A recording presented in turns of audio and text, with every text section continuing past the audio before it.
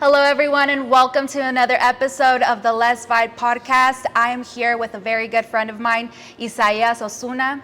Or Isaias Osuna for you non-Spanish speakers. I know some people can't roll their R's, it's understandable. Definitely. Isaias, ¿cómo estás? Yeah, good. It's really good to be here. Thank you so much. I'm really happy to be here as well. Well, let's go ahead and get started. Tell us who you are, where you're from, y a qué te dedicas. Yeah, awesome. Yeah, guys, like she said, I'm Isaias Osuna, or Isaias Osuna. I was born and raised here in Reno, Nevada, and I dedicate myself to quite a few things. Well, me and Leslie actually met at the gym, so fitness is a very important, I would say, pillar in my life. So I, dedicate myself to my business, my fitness, and my acting career as well. Where's your family from? Yeah, so I was born here in Reno, Nevada, but my family is actually from, so my mom is originally from Tequila, Jalisco. Oh, that's awesome. Yeah, so my mom's side of the family, just full Mexican, Tequila, Jalisco. My mom was actually raised over there for a little bit. So my mom was born in LA. Wow. Yeah, but she moved over there for, I would say, she said that she moved there when she was like around like 5-ish, and then came back until she was like 11. So she was there for like a good like 6-7 year period. So is your family originally from there? LA, moved to Mexico, then came back? Yeah, so originally Mexico. She moved, she was born in LA, moved to Mexico, and then moved back to LA. And my dad's side of the family, this is where it gets a little interesting. My dad is full-blooded Guatemalan. Oh, wow, okay. Yeah, full-blooded Guatemalan. How has that mix of culture been for you growing up? So it's actually pretty interesting because so my dad, he moved over here when he was 12 years old. And my family, on my dad's side of the family, they actually crossed, over here from Guatemala. So they crossed through Mexico. Crossed through, all the borderline United States, and then made it all the way over here. They were actually originally settled up in Lake Tahoe. Oh, wow. Yeah, they were originally in Lake Tahoe, and then they ended up coming here because the snow just got out of hand over there. Yeah, so they ended up moving over here to Reno, and it's just been interesting for sure because you can definitely tell the difference between the two, and then at the same time, there's similarities between, Guatemalan culture and Mexican culture. I feel like my dad being the Guatemalan one, of course, we've adopted a lot more Guatemalan traits and a lot more of like Guatemalan customs. But there's never a dull moment with my mom's family, never a dull moment with like my mom's Mexican side.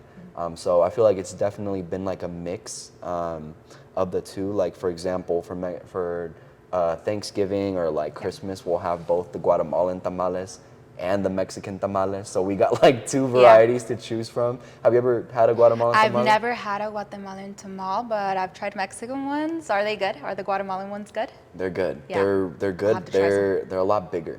Okay. So they wrap them up instead of it being like they wrap them up in like, the Mexican ones are wrapped up in like corn. Yes. Yeah, so the Guatemalan ones are wrapped up in these like big banana leaves. No way. Yeah, so I've seen pictures. Yeah, so they're wrapped up in these big banana leaves, and I would say the texture of like the masa, I think is what it is, right? The texture of the masa is like, it's way softer, and the taste is just, I don't know, it's a completely different taste, a lot more moist than, because I know the Mexican ones are just dry. Some of them are. Some of them can be dry, pero I've never tried a Guatemalan tamal. I'll have to try to see what the difference is, like based on the moisture and the texture and everything like that. But would you say you prefer Guatemalan tamales or Mexican tamales? Ooh, you're gonna get me in trouble with this one. I'm gonna have to go with the Mexican ones. With the Mexican ones, really? Yeah, Mexican one. Oh, I'll tell you what. I like the spiciness of the Mexican ones. See, I'm a big like spicy eater, right? Guatemalans aren't so spicy eaters. Yeah.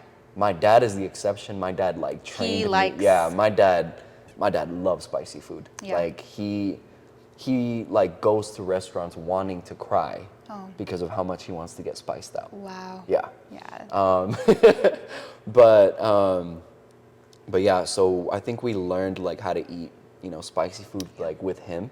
He's the exception, but I've actually gone to Guatemala twice now, and there's no spicy food over there at all. It's just I don't know what it is, like being so close to Mexico that you know what I mean. Definitely. Like 'cause I know in Mexico for us it's all about spicy food. I'm an exception as well because I don't like spice.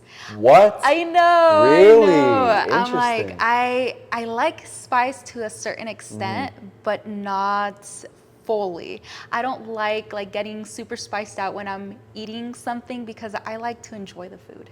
Okay. And not having to be there like wanting to drink a bunch of water or I see. Okay, that Yeah. makes sense. That makes Yeah, sense. but I do like spice, not that much as other people, because I know people will literally grab un chile jalapeño and like take a bite out of it. Yeah. Yeah.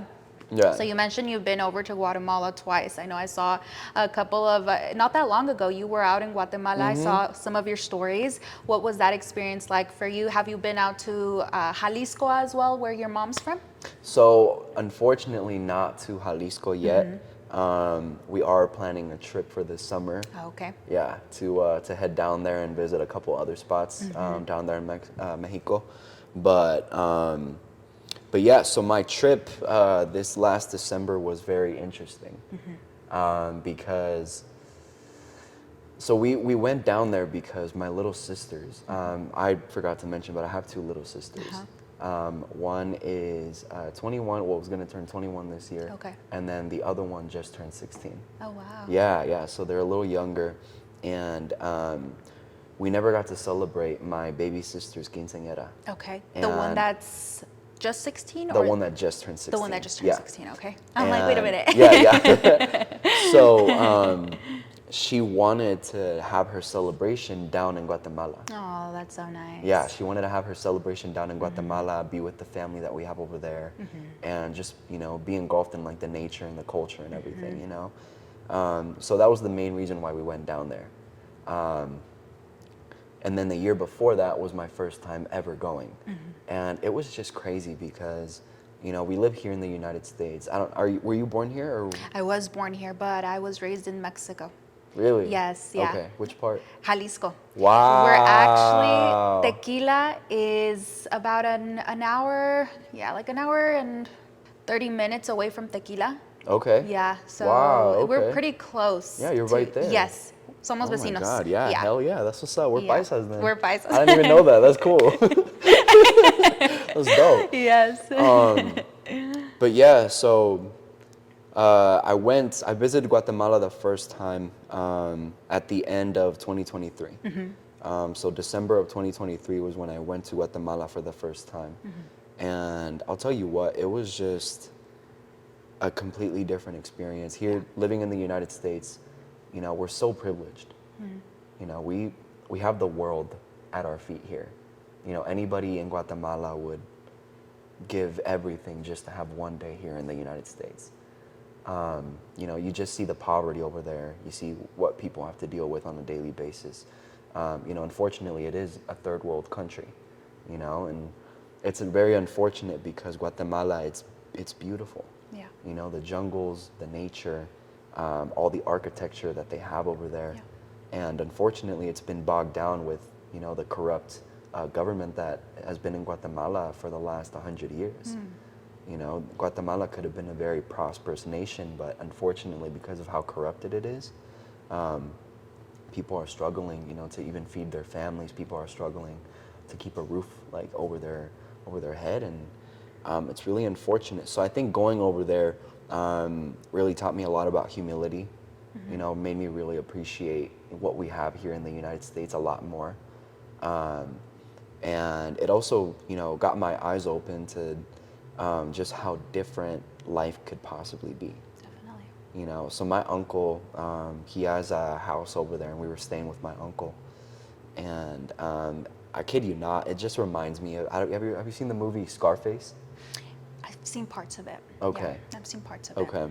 So in the movie Scarface, he ends up getting this like mansion in Miami, and it's like full on like Spanish Yes, architecture, yes, kind of like Casablanca Yeah. type of vibes, right? my uncle has the same exact house over there in Really? Guatemala. Yeah, I take pictures and Yeah. like, you know what I mean, do a bunch of videos and stuff like that of the house, and it was just really cool to just know that there's a possibility of like, okay, you know, you can make it here in the United States, and then Guatemala would be a nice like retirement destination. You know what I mean? Everything's organic over there. The food is all organic. You don't have to worry about all the, you know, preservatives, all the pesticides. Yeah. And then, you know, we're into fitness, so we know what it's like to like have like actual real protein as opposed Definitely. to, you know, stuff that's very artificially made. Yeah. So yeah, I think going over there that first time was just really eye-opening. I had a lot of revelations, and you know, I feel like I came back a whole different person. I'm glad you had that experience. I know that for a lot of people, they don't have that opportunity to go out into different parts of the world and see that for themselves. So I'm glad that, you know, you came back, and now you're seeing it a completely different way. You got to see, you know, where your family's from. And I think it takes, you know, it also, you know, it's part of who you are.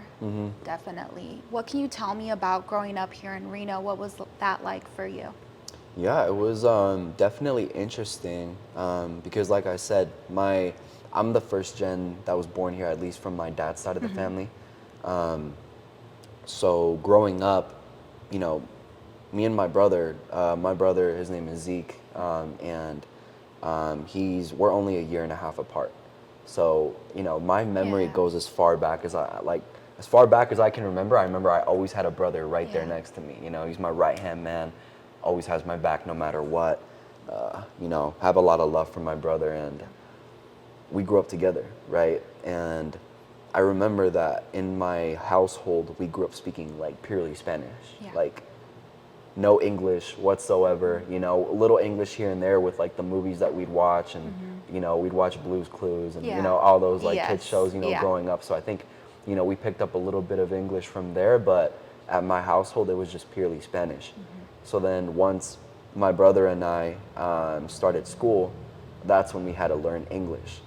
And on top of that, so I grew up here in Reno. You know, we grew up on the south end of town, like towards like South Meadows and like the Damani area, and it was just very different.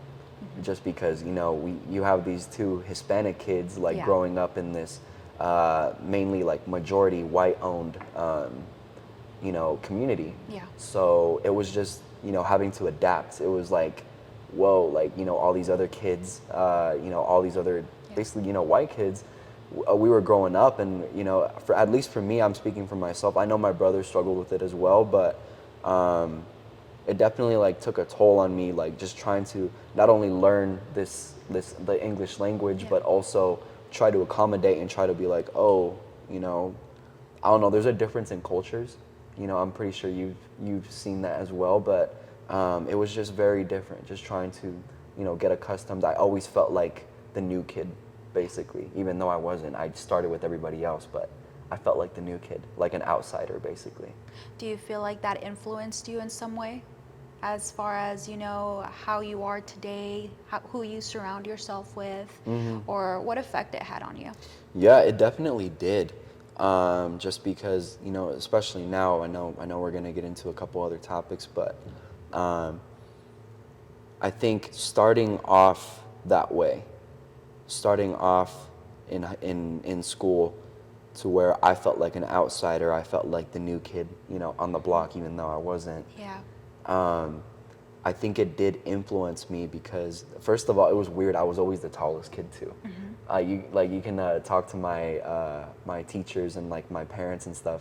It was always like everybody was right here, and then there's this tall, you know, half Mexican, half Guatemalan kid with colored eyes. Yeah. You know, so it was definitely interesting, and you know, people growing up, people always stared at me. People always, I don't know, I just always felt like this outsider, and I think in retrospect and like in hindsight, it really did help me. Because it helped me make decisions based on, okay, you know, either way, you know, whether people accept me or not, I'm gonna do what I want to do. Yeah. I'm gonna do, you know, what's best for me. I'm gonna do what's in my best interest, regardless of however people react to it. Definitely. You know, and let alone taking an interest into acting. We're in Reno, Nevada, and nobody does that here. Yeah. You hear that and it's a very taboo thing, but it's like, that's what interests me. I don't care if people are gonna try to drag me down or say that it's never gonna happen. It's like, no, this is something that's burning inside of me. So, I've always been an outsider. People have always looked at me different. Why would I stop now? Yeah. You know what I mean? Yeah. I feel like, we're really deep diving. We're going back a couple of years to, where you decided that you've been seen a different way, and you took that and put it as a power to yourself. Talking about acting, you decided to step into that sphere of the acting world. What has that been like for you? Where does acting begin? Where does your career begin with that? Yeah, so actually in 7th grade, I vividly remember after every day in school, I'd come home and I would have you seen this movie called The Dark Knight? I have it's Batman. Yeah. I haven't seen the entire movie, but it is a Batman movie. Okay. Yeah, so it's a Batman movie, and this actor named Heath Ledger played the Joker. Okay. Highly recommend that movie, right? So this actor Heath Ledger, every time he comes on screen, he's just out of this world. This performance that he gives, he like embodies this whole different person. Yeah. And this guy Heath Ledger, he got so into his character, so devoted into who he was, that he actually ended up passing away because he overdosed on these medications. But even though he passed away before the movie even came out. Yeah. Even though he passed away, he won an Oscar for that movie. Like he's like the epitome of what it is to commit as an actor, right? So me, I would say like 12, 13 years old at the time. I'd come home, I'd put that movie on, and every time the Joker came on, I'd like get at the edge of my seat. I was like, oh my, like what's gonna happen next? What is he gonna do? I had seen the movie like a million times. Like I was watching it every single day after I'd like get out of school. But I was just always so captivated. I was just always at the edge of my seat. Oh my God, like what's gonna happen next, right? And I was feeling all of these things. And so I would watch that one, and then I would watch this movie called Back to the Future. Have you seen Back to the Future? I have not. No? Okay. So this movie called Back to the Future, it's like an 80s movie. They're going to kill me for not knowing these movies. No, Ask me about El Chavo. Okay, there you go, El Chavo. And actually, you know what? Growing up, I watched a lot of like the old Mexican movies con Antonio Aguilar. Cantinflas. Yes, Vicente Fernández. So, I did watch English movies, pero me gustaba mucho desde chiquita ver como películas de mexicanas, del cine mexicano. I remember I would watch those type of movies with my grandparents. Wow. Yes, but continue, go ahead. No, that's awesome, because you know what? Like me and my grandma from my mom's side, like whenever she's in town, because she lives in LA, but whenever she's in town, like, I'll go and hang out with her, and that's literally all we'll be watching, Pedro Infante, all those. And my dad just showed me this movie very recently, I forgot the name, but it was this movie about Pedro Infante, and he has like this whole family, and in the movie, his daughter passes away because of like a fire. And I guess the story behind that performance, like at the end, he just cries out, right? And at the end, I guess what he was really imagining is he actually had a son who actually passed away. Wow. So he was reliving that moment, and that's what he channeled with his performance. Wow. Yeah, so I'm with you on that. Yeah. I love those movies too. Yeah, they're awesome. They're awesome. But so I'd watch Back to the Future and The Dark Knight, and I'd feel all of these things like, wow, these actors are making me feel all these different emotions. And Heath Ledger, he's making me feel all these different emotions, but he's dead. Yeah. He's making me feel all these things. He's making me, my mind wander about all these different scenarios, but he passed away. And I was just like, wow, someone who I'm never going to be able to meet is making me feel all of these things. What if I can do that? What if I can impact somebody through my performance? Like, even though I've never met them, or maybe never gonna meet them, what if I'd be able to impact them through my own performance as an actor? Yeah. And that's where it started. That's where, you know, I asked myself these questions, and I was like, why not? What if I could do that? What if I could impact people? And I think that's where that passion started to, you know, that fire just lit, you know, in my little 12, Started 13-year-old. burning. Yeah, exactly. So. You said that, you know, here in Reno, we don't see a lot of people who are into acting, or there isn't an actual, let's say, acting scene here in Reno. Did you have to travel elsewhere, go to a different part of the country in order to start with this? Yeah, so I feel like the acting scene here in Reno is very underground. It is picking up a little now more though, just because after COVID, like the acting industry kind of just like moved everywhere else. Yeah. You know, they're actually building up a studio in Vegas. Yes, like Warner Brothers I did see that. building up a studio in Vegas. They've had studios over in Atlanta, Georgia for like the longest time. That's where all the Marvel movies have been filmed. So after COVID, you know, they saw these restrictions that California had put on these studios, and the studios were like, we're gonna have to move elsewhere. You know, we're gonna have to find these tax incentives elsewhere, because you know, California's tax situation with the studios has gotten out of hand, and they're you know, they're looking for better places to film and everything. So I think it's picking up now, but initially when I started acting, I went to a local school called Take Two Performer Studio, and that's where I initially started. I met my agent who represents me here in Northern Nevada. Her name is Justine Reyes. She's the owner of Take Two Performer Studio and the owner of True Talent Agency, which is the agency that I'm signed with for here in Northern Nevada. And you know, I think in the beginning it was just a matter of putting in the work. Definitely. In the beginning, it was just a matter of putting in the reps, making sure that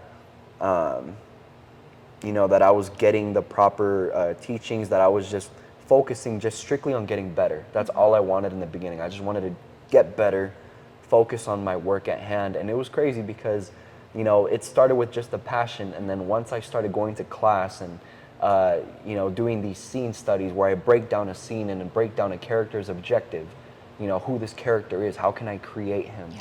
I fell in love with the craft.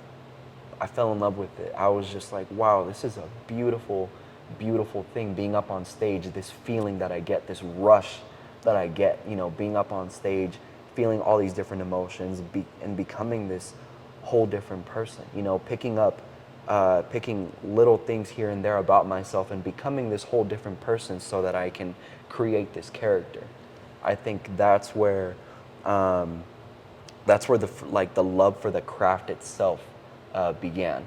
And then yeah, I did have to travel. You know what, Justine, once I got signed with you know, True Talent Agency, I started getting different auditions, and I actually got an audition. Funny enough, it was like the first ever lead role that I got, which was this movie called The Hero. Okay. And I remember when Justine, my agent, she texted me, and she was like, hey, do you have any like martial arts experience? And I texted her back, I was like, I wish I could say I do, but I don't.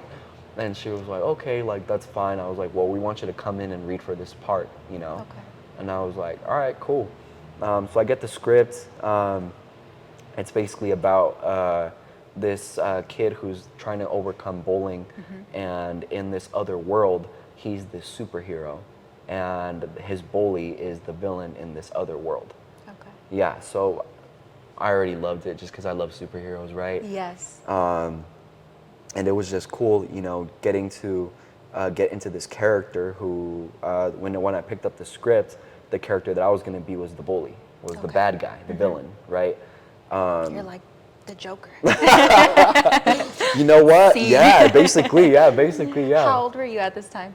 I was 20. 20, okay. Yeah, I was 20. Okay. Yeah, so I remember I went, did the audition in person, and didn't think anything much of it. You know, I just had a lot of fun doing the audition itself.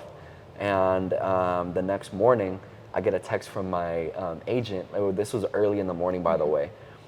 This is probably like around like 6:30, maybe 7 a.m., something like that. I get a text. She's like, "Hey, check your email." Yeah. So I checked my email, and I got the role. Yay! Yeah. That's so that was. exciting. Thank you. Yeah, I appreciate you. That was awesome. That was like really cool to experience. I remember going to work on that morning, and I was just filled with like so much excitement. I was like blasting music in my car. Yeah. People probably thought I was crazy. Downtown. The whole Terry Crews, yeah. And I need you. Exactly. No, yeah, that was a good time for sure. Yeah, I remember that was when I like first got my ever lead, and it was a lead role. And one of my good friends, his name is Jazz, and he was actually the Blue Power Ranger. Okay. On Beast Morphers, the Power Rangers Beast Morphers. He's on Netflix and stuff. And I remember talking to him before we were gonna start shooting, and I was like, "Hey, bro, what kind of advice can you give me? Because I've only done commercials and stuff like that. I've never been on like an actual film set. Yeah. So like, what can I expect?" And he was like, "Dude, honestly," he's like, "I don't really have any specific advice or anything." He's like, "Just have fun. Yeah. Just make the most out of it. With this industry, you never know when you're gonna be on set again. Yeah. So just make the best out of it. Have fun, and just break a leg, break a leg." So technical difficulties. Let's go. All right, we were talking about the furry coat, people giving you water and carrying you around. Go ahead. Yeah, basically, yeah. No, it was just super. It was just crazy experience. Yeah. You know what I mean? Like people coming up to me, "Do you need a snack? Do you need anything?" And yeah, it was just they were treating me like a star. Like I was inside in there. I was walking up to set, and people literally with like one of those. I'm forgetting the name, but it's like this like microphone. The thing. booms. Yeah, yeah. So not necessarily one of those. It's like the ones that like announce things. Oh, no sabría decirte. Yeah. Whatever but I know they're which called, one you're talking about. Yeah. With like speakers, a loudspeaker. Yeah, some sort of thing that they were speaking into, and they're like, Isaias was walking on set. Yeah. And it was. He almost tripped. Watch out. Oh, careful! He just ate shit. Pretty much.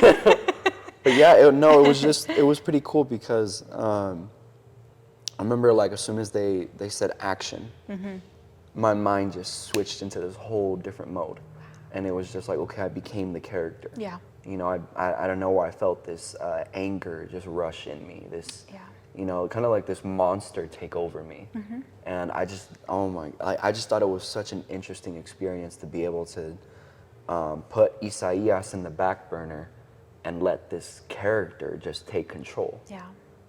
So that was the first ever lead project that I worked on, and it's awesome. Over at Take Two, they actually have like a poster, with me, Jazz, and the lead actor who was Easton Reyes. They have like a poster of us there because we completed the film and everything. It was so cool being like able to go to the premiere, which was actually later on that year because this was back in 2022. Oh wow! Okay. Yeah. So it's been, what, 3 years now? Yeah. 3 years. 3 years. now. Yeah. What has happened over the course of those 3 years? Yeah, a lot actually. So I remember that year, I worked on a lot of other stuff, a lot of other films, not necessarily like lead roles, but just stuff here and there. And then I actually ended up booking a commercial over in Sacramento for this company out in Sacramento. And that was pretty cool. That was the first time that I had ever traveled. They paid for travel, paid for lodging, everything. Yeah. And that was really cool to experience. And then after that, in 2023, I think I took a little hiatus from acting just because I had a lot of family stuff going on. Yeah. My grandma, who was very, very dear to me from my dad's side, she actually ended up passing away. I'm so sorry. Close. Thank you. Yeah, she ended up passing away like close to the beginning of the year, and it was definitely a really hard experience because she was one of the people that pushed me towards acting. Being from here, like we were saying, and especially being in the Latino community and, you know, like certain family that you have, they're always gonna try to take your dreams away from you. They're always gonna try to, you know, bring you down when you're trying to do something for yourself. They're gonna try to, you know, bring you down to their level, you know, hate on you for any little thing, not show love. Yeah. You know, I have family members who don't even like my own Instagram posts. You know, it sucks, but it is what it is. You know what I mean? Like, I'm not complaining. If anything, it just motivates me, right? Definitely. But my grandma was one of the very few people who told me, you know, Papa, yo sé que amas a esto. Y ya te quiero ver en las películas. Like, she would tell me all these things. So she was initially the one who kind of gave me that push that I needed when I was very young, and kind of just trying to find, you know, where I could fit in the industry. And, you know, having that loss, it did hurt. It hurt really bad, and took a little hiatus, had a couple other family stuff going on, and then towards the end of 2023, that's when I, you know, got back into class, got back into, you know, different relationships and connections that I had made with people in the industry. And then after that, it was crazy because I immediately jumped into this like soap opera series that they were shooting here in Reno. Wow. Yeah. So that was awesome because, so I don't know if you've seen like on TikTok or on Reels, if you ever pop up like on these like soap opera scenes and they're like shot like vertically, like designed for TikTok or anything like that. Yes. Yeah, so basically we were working on those. Wow. So the producers weren't even from here. The producers weren't from China. They were the ones who were investing all this money into like producing these. And I got casted as the lead in every single one of them. And of course, again, I was always the bad guy. Wow. Yeah, so it's like, you know, the very beginning of, you know, my first lead role, you know, in a way I have been typecasted in a way, just because I'm always playing the bad guy. And you know what? I didn't even make that connection of it being connected to me liking the Joker, but hey, what do you know, you know? You're like, you were a fan of the Joker, and you kind of resembled and brought it back together full circle for you. Yeah, interesting, right? Yeah. So I was always like the guy who was having an affair with my brother's fiance. Oh, wow. in the soap operas. I was always the guy who was you know, trying to get like these like shady contracts going so that I can make millions of dollars, you know. And we shot 5 of these here in town. They were different series, so I was on set like every single day. Wow. Yeah. So this was towards the end of 2023, and then beginning of 2024, up until April of last year. So we shot these like 5 months back to back to back to back. Now that you're bringing this up, you know, I was so unaware of how much it actually is taking place here in our city. Like, now that you bring it up, it's like very impressive to know that there is a lot of talent that we have here in Reno. I know that it's not just yourself. There's probably a bunch of other people that are also involved in this industry. Yeah, 100%. And it's really cool to be able to work with them. Like, I was even talking to one of the producers because they actually joined us on set one of the days. And I was talking to her, and she was just like, you know, like, I just didn't expect like Reno to have this amount of talent. You know, Reno's very talented. And she was just like, it was great seeing you up there. Like, and you know, all these different like feedback, it's always humbling. It's really cool to hear. And it also lets me know, like, as an actor, like, okay, I'm doing my job right. Definitely. You know, as opposed to them being like, okay, you suck, like, get off set. You know what I mean? Like, I don't know. It's just, it's like always like really good as an artist just to get that reassurance. So yeah, and then after that, the next project that I booked was actually an HBO Max project. Wow. Yeah, and they were actually shooting that one here as well. That's really awesome. Yeah. Talk to us about that. Yeah, so that was a surreal moment because originally I was just supposed to be an extra. And I sent them my headshot. Well, it was all going through my agent. So my agent sent out my headshot and resume. They took a look at my headshot and they're like, oh, we actually want him for like an actual part. And so that was pretty cool. They're pretty flattering to, you know, to hear. It's like, oh, they took a look at my picture and they're like, oh, wait, no, we want him to play this part. I thought that was awesome. You know, I give a lot of thanks to God, a lot of thanks to my agent for that. And I remember stepping up on set for that when it was time, and I stepped onto this like mansion that's over here, kind of like by the McQueen area. I didn't even know that Reno had any places like that, but I was just like, wow, this is pretty cool. So I stepped foot on this mansion. You know, I've been to other, you know, really nice places like around the country. I just didn't know Reno had anything like that, you know? So I stepped foot, and again, same thing. Like, they immediately treated me like a star. Like, all right, we're gonna take Isaias to the green room. Are you hungry? Do you need anything? You know, they got me in like wardrobe. They got like hair and makeup on me, and basically in that project, which I can't say the name yet, just because it hasn't premiered or, you know, say any specific story We'll details. talk about it offset. Yeah, sounds good. Sounds good. But in that project, I'm supposed to be this Italian mobster, like this Italian like gangster who's part of like the Italian mafia. Wow. And so, you know, they had me like dressed up in like this suit. I'm supposed to get shot in the scene. Oh my And I'm supposed to gosh. do some shooting as well. So Wow. it was just a surreal moment. You know, even when they pulled out the guns and everything, they had like a set, like a safety coordinator there from SAG. So for those of people that don't know, SAG is the actors union. I'm not sure if you heard, but a couple of years back, they actually had like a actors union like strike. Definitely. That's when like all the strikes were happening. So that's who those people are. Okay. So this project was a union project. Wow.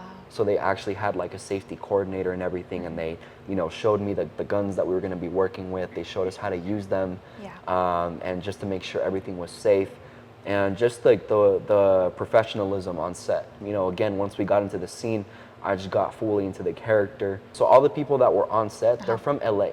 Wow. They're either from LA or they're from Vegas, and they were here shooting this project. So instead of you going out to their cities, they're now coming to us. Yeah. Wow. Yeah. That's really So impressive. they were coming to us. I was meeting all these people, making all these different connections, and the actor that I was working with in the scene, he's a very talented guy. His name is Chris, and we immediately started rehearsals, and he was just kind of, he just couldn't, like, as soon as we started our first rehearsal, we weren't even, camera wasn't rolling, you know, set wasn't, everything wasn't set up or anything, but I was just already there as the character. Yeah. And I can tell he just kind of took a step back because he was just like, whoa, like he wasn't used to, or I don't know what it was, but he just, I know that he was shocked that I was already in character for the rehearsals, but I wanted to be there.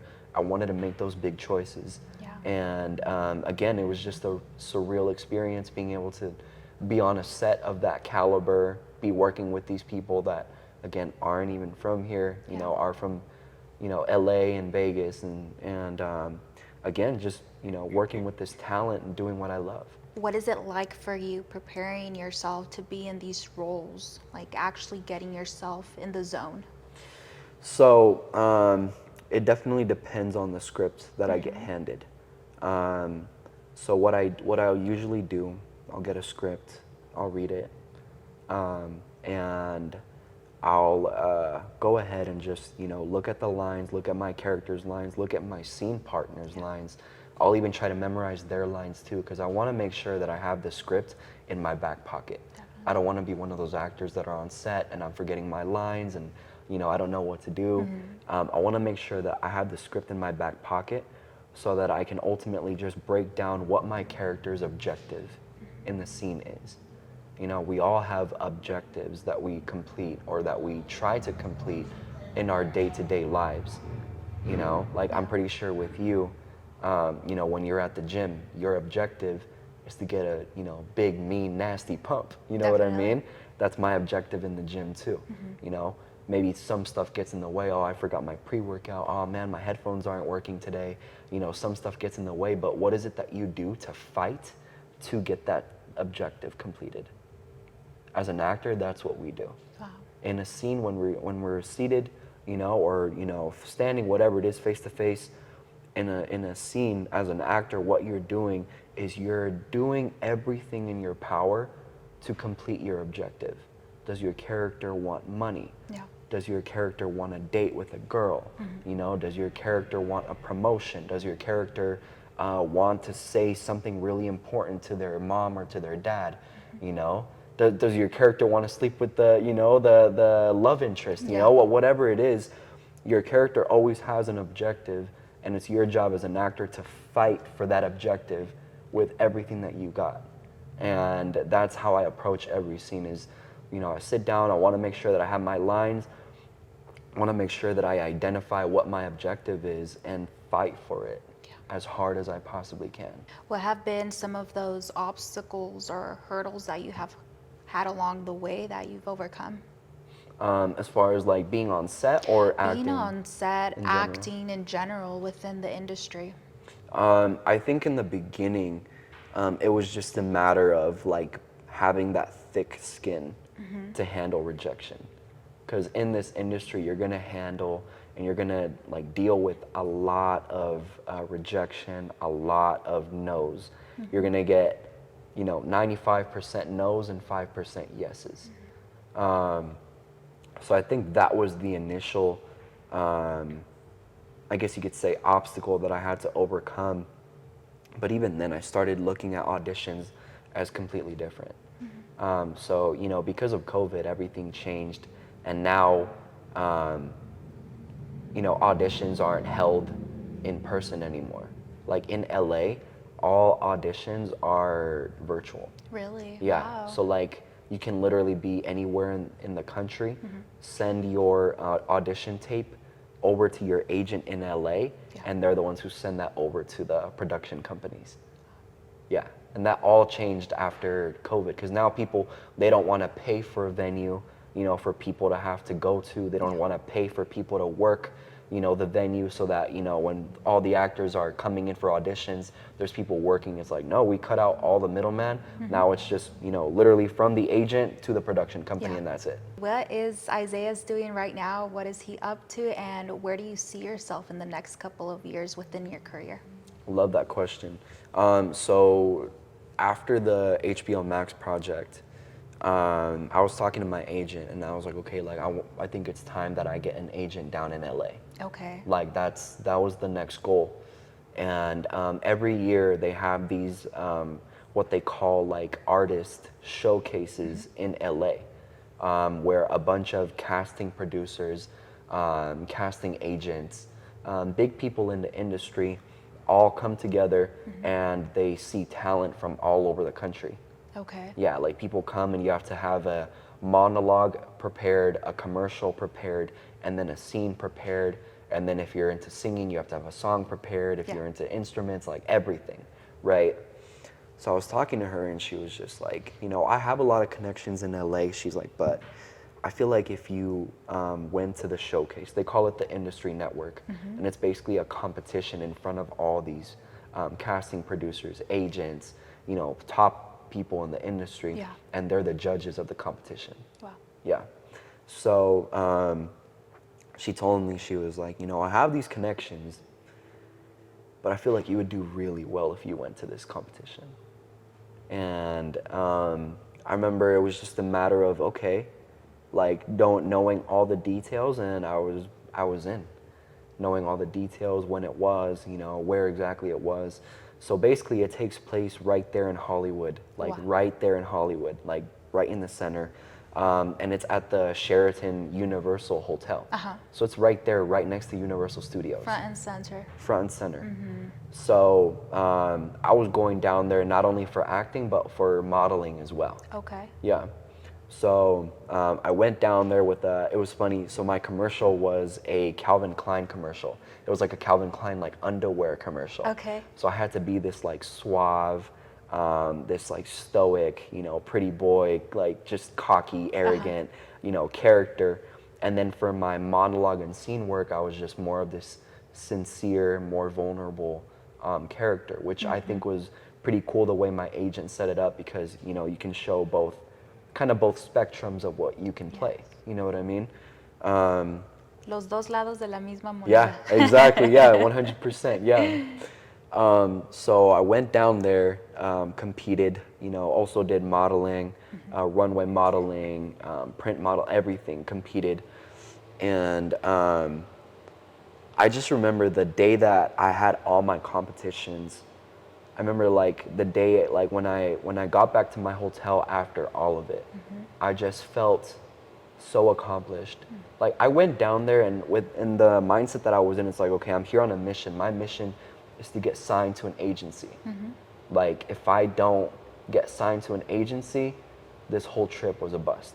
It was either win or lose for me. It was do or die for me. You know, no in between. So in a way, I put a lot of pressure on myself, but I really liked that I had that pressure because it just pushed me to be at the top of my game. So it was crazy. People probably thought that I was a weirdo or something, but like we'd be in line waiting for our turn to go in front of the judges and, you know, do our performance, whether it was the commercial or the scene or the monologue or whatever it was.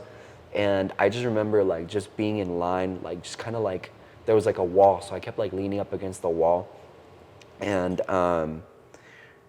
there's this song that comes on in the Michael Jordan documentary, The Last Dance. Okay. It's this song called Cyrus, and it's like the dun dun dun dun dun dun dun dun dun dun dun dun. I don't know if you've heard it before. I haven't, no. But that was playing in the back of my head, and I was just sitting there, and I'm just like, okay, I'm literally about to go and just give the best performance that I possibly can. Yeah. You know what I mean? Like that was my mindset. I remember when I would go up like in front of the judges, I was just my authentic self, you know, presenting them telling them who I was, presenting my performance, and just the fact that I was there acting in LA, like right there in the heart of Hollywood. That in itself, I felt like I was already living my dream, just because I was already doing what I love right there in Hollywood, right? So then we were there for a whole week. The whole competition takes about a week. And finally we got to the end of the week and we were at the awards ceremony, and I won Commercial of the Year. Wow. I won Best Scene. Okay. And I won Actor of the Year. Wow. And that wasn't even the goal. I'm so happy for you. Thank you. You know what? I'm gonna drink. I'm kidding. I'm not drinking right now, to break it. That's enough to break That's it. enough to break it. I'm not drinking right now, you guys. So that, in and of itself, you know, it's such an accomplishment, and I'm really proud of you for that. For going in there, being your true, authentic self, presenting yourself as yourself, not pretending to be anybody else, and giving the best performance you could have given. I appreciate that. Thank you. Yeah, it's really awesome. It was definitely a surreal experience because that wasn't the goal. My goal wasn't to win a competition. My goal was to get signed to an agent, right? Yeah. But with all those, you know, accolades that built up, the next day I ended up meeting up with one of the agents there. You know, we had a good conversation. I left him all my information. Got back to Reno, and then within 2 weeks we hopped back on a Zoom call, and we were supposed to be on a Zoom call for like 30 minutes. It took like an hour and a half. Wow. Just because we just, you know, really connected. He saw my vision, he saw where I was at, and I ended up getting signed to that agent in LA. So wow. Yeah. I'm so happy for you. You know, that you went in with a mission, with an objective, and you succeeded. Yeah. Thank A you. veces sí necesitas, you need to plant that seed in your mind in order for it to flourish. And that's exactly what you did. Yeah, 100%. Definitely. I appreciate that. Yeah, And yeah, that was just a surreal moment. I remember when I got the email, and so we hopped on a call on a Wednesday, and I remember he was like, okay, cool. He's like, I'll touch base with you on Friday to see what my, you know, ultimate decision is. And I'm like, cool. And I remember I went to the gym that night, and I get an email from him, from the agent. And he was like, you know what? I don't even have to wait until Friday. He's like, I want to sign you right now. Like, what do you think? That says a lot. That was, oh man, that was such a surreal, that was crazy experience. I remember I was in the middle of the gym, and I dropped to my knees, and I was just like, thank you, God. Yeah. You know, thank you for this opportunity. Thank you for this door that you've opened. And people probably thought I was crazy because I like started praying right then and there. But it was just, you know, like I said, it was just the really surreal experience, and that's when I finally was able to let out all these different emotions that I had kind of bottled up, you know, throughout that whole experience of, you know, traveling down to LA, you know, being there at the Sheraton Hotel, competing against all these other people from, you know, not only was it people from here in the United States, but it was people from Canada, people from Mexico, people from Africa that were competing along with us.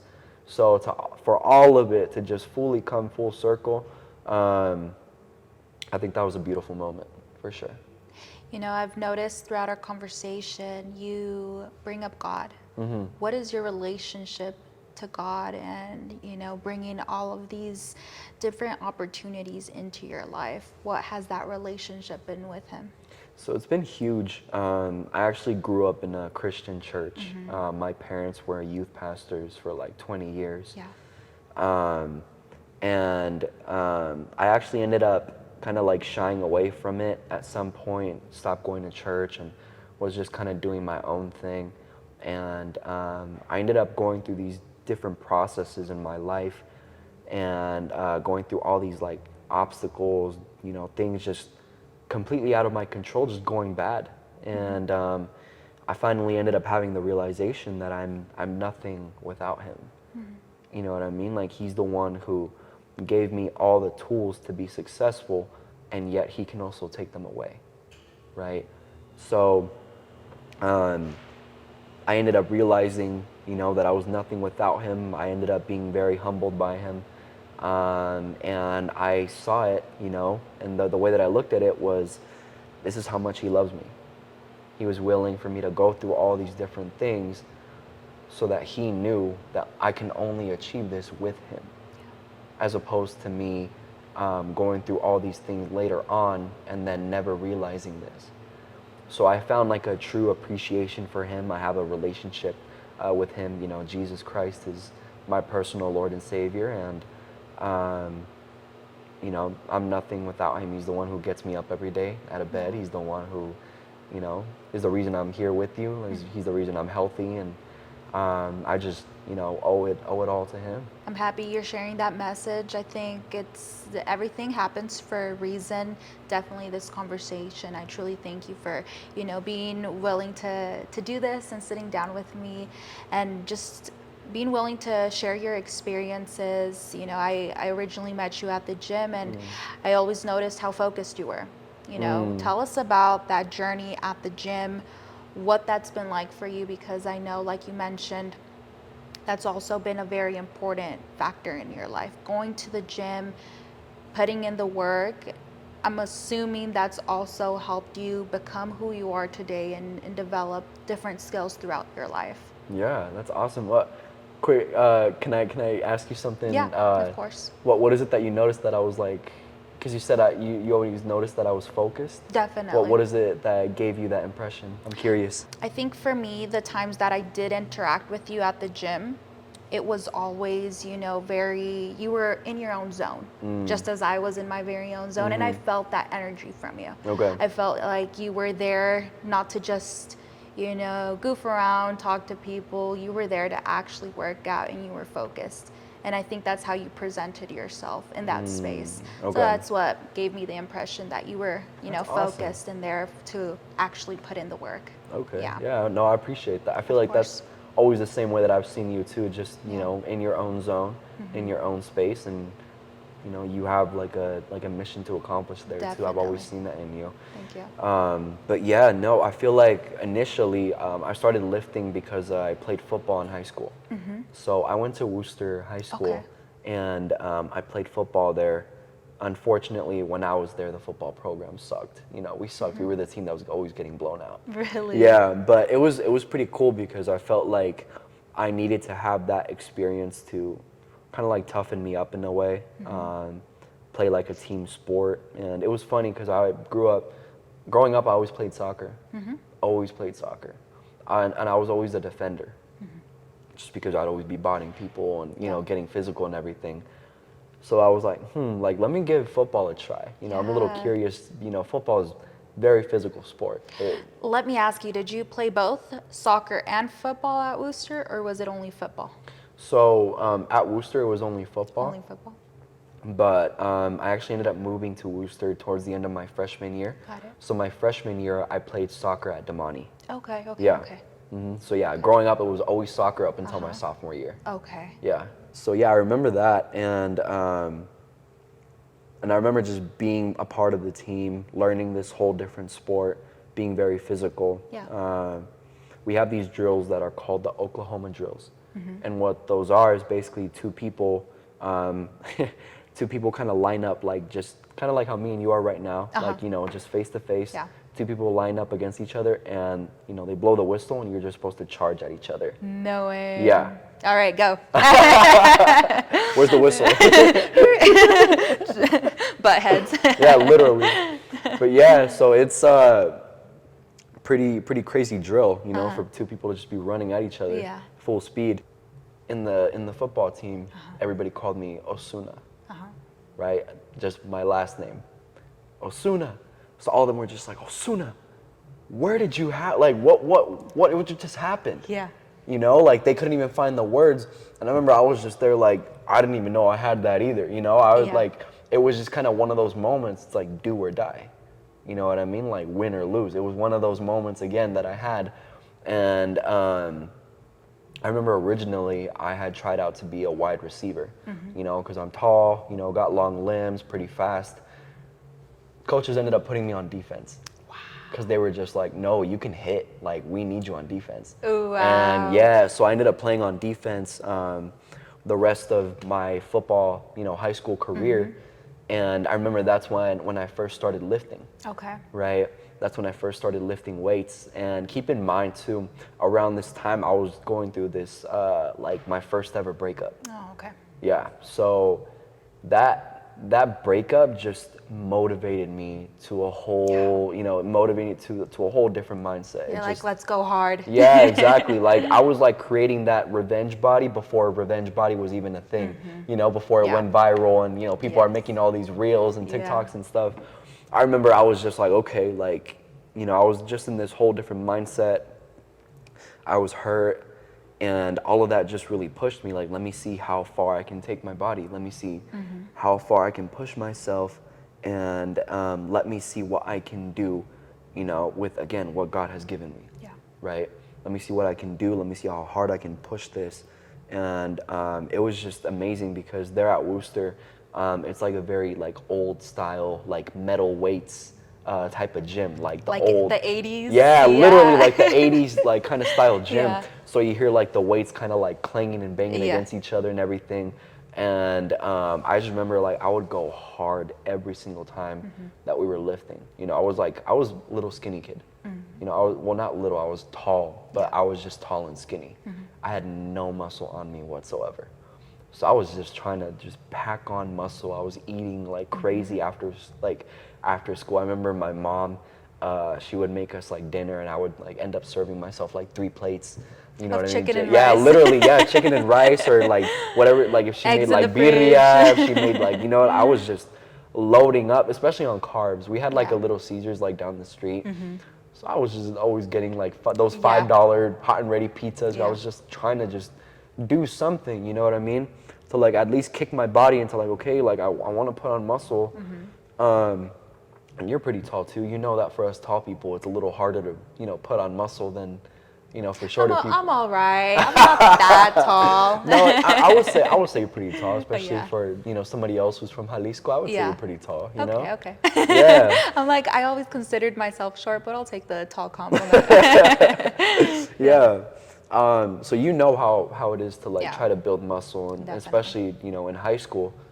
So I was just doing whatever I could to, you know, put on muscle, and that's what it was in the very beginning. It was just me trying to heal my broken heart. And then again, from that passion of just me trying to heal and me trying to put in this work, that's when I finally fell in love with fitness itself. I fell in love with getting this massive pump. I fell in love with the feeling that you get when you like just completely rip the muscle fibers. You know, I fell in love with just like the eating part of it too. Like, okay, I can't wait to have my meal after the workout. That way I can, you know, feel like my muscles like get something, you know, get fed. I can't wait to, have another protein shake. You know what I mean? Like I remember my mom would just get like she would just get stressed out because I would use the blender every single day. I was making some crazy ass protein shakes. I was making I would put like the protein powder in there. I'd slice a banana, put it in there, strawberries. I'd crack like 3 eggs. Wow. Put the 3 eggs in there. The yolk. Like I'm telling you, yeah. Like I was just trying to do whatever I could to like at least put some muscle on. I fell in love with even feeling sore. Like, I don't know if you get this too, but like, if you're not feeling sore, it's like, I don't know, something's wrong with my body. Like, you know what I mean? Like, I don't know, I need to feel some.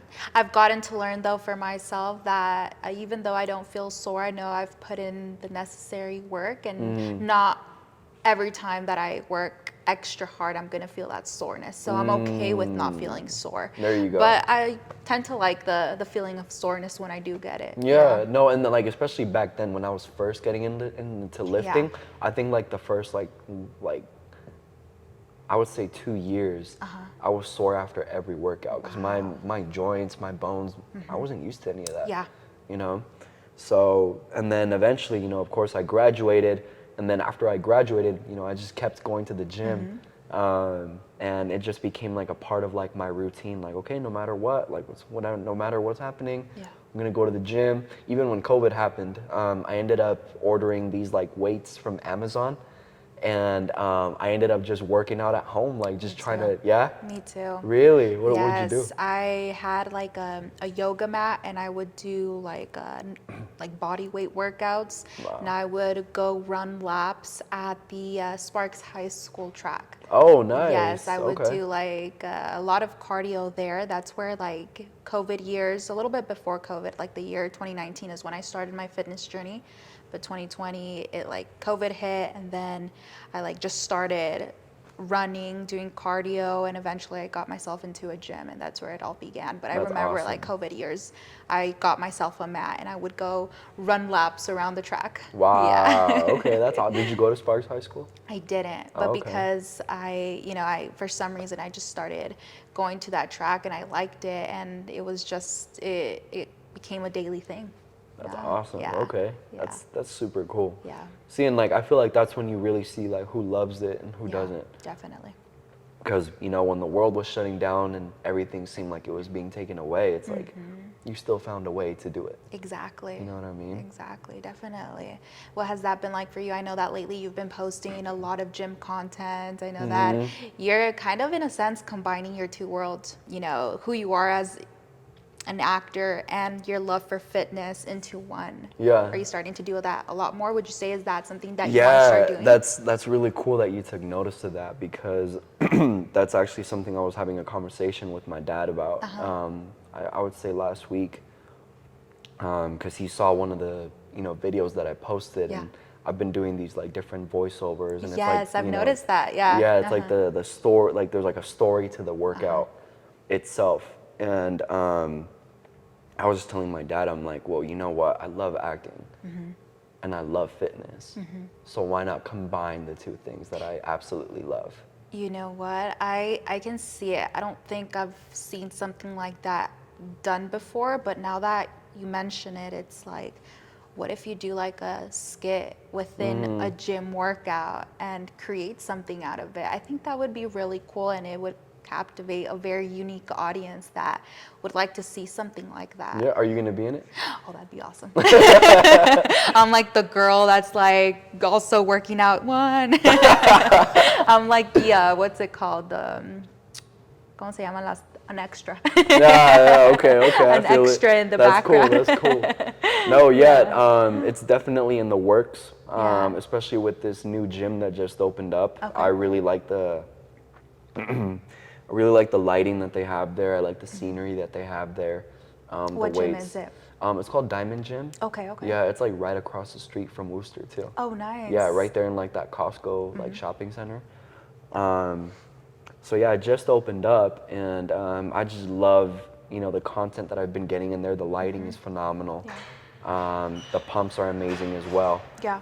So I think it's just a matter of a matter of time. I want to get like some other people involved in it as well. Yeah. I have like some other people in mind, like some like photographers, like some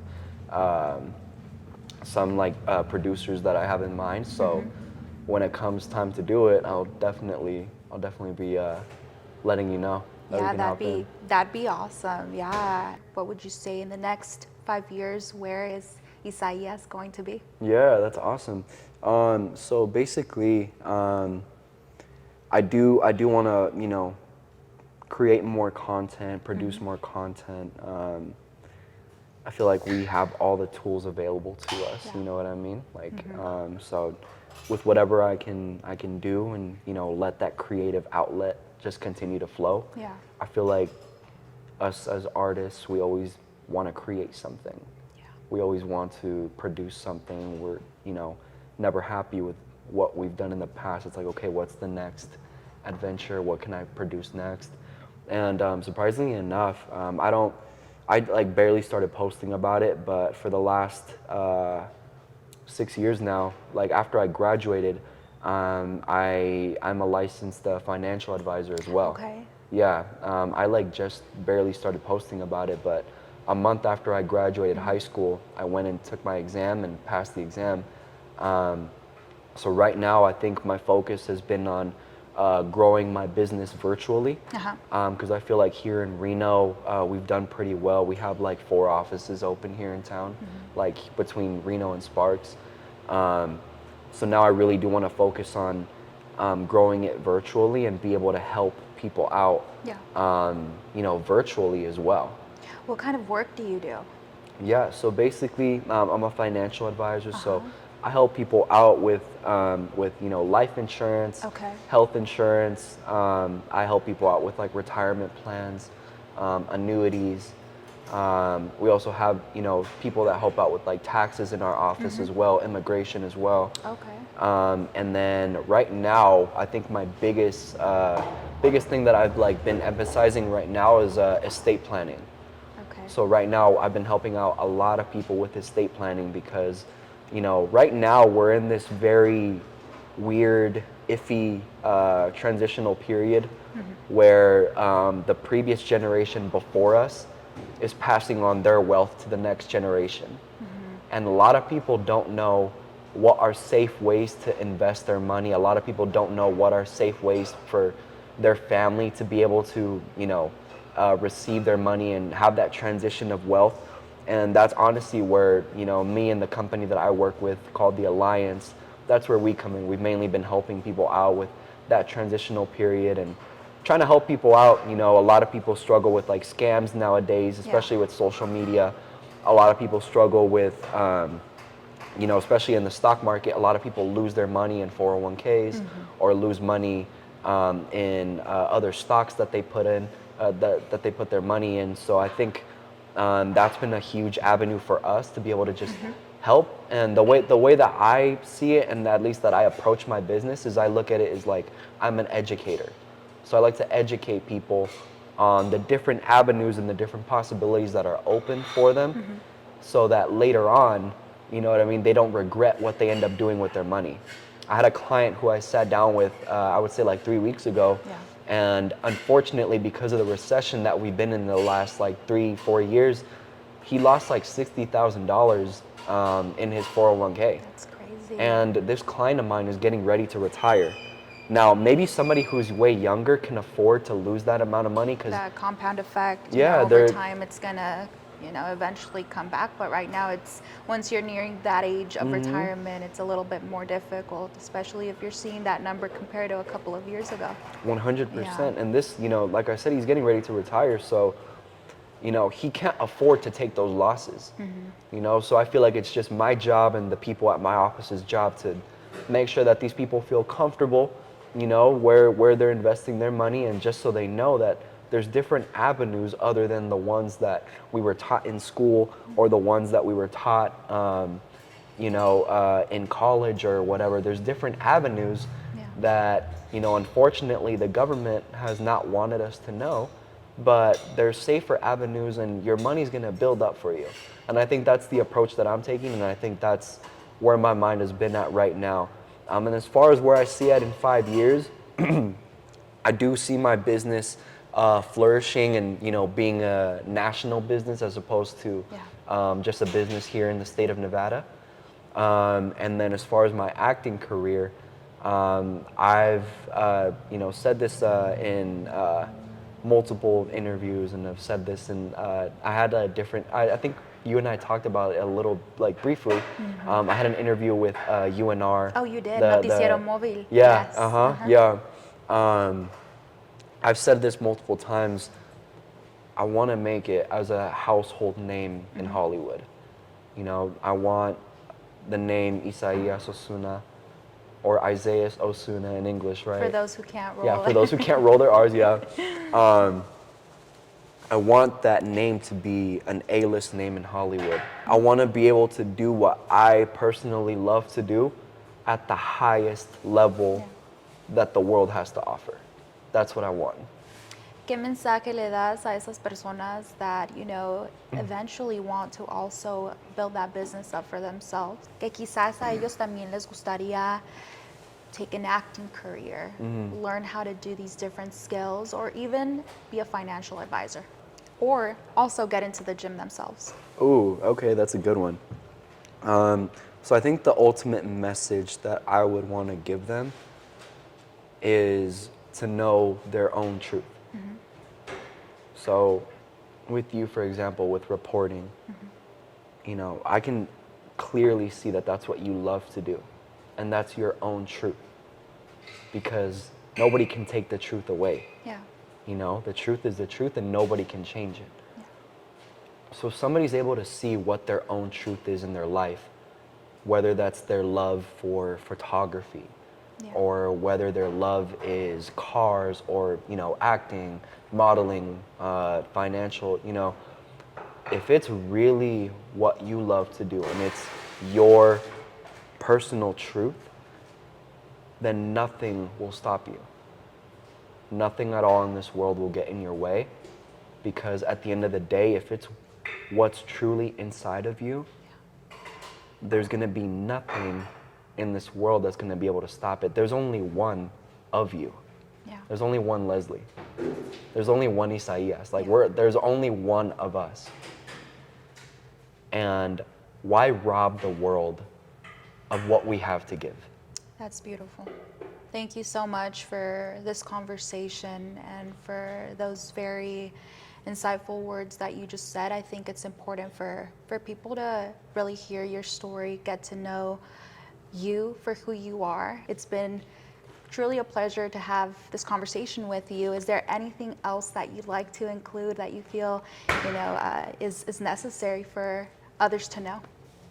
Yeah, no, I appreciate this conversation as well. I appreciate, you know, sitting down with you and asking me a little bit more about my story and, you know, a little bit about my background. And I think, you know, what I would like to, you know, leave off on is that you guys, like, whatever, you know, I've explained to you just now, whatever you've seen on social media, whatever it is that's happened thus far, it's only the beginning.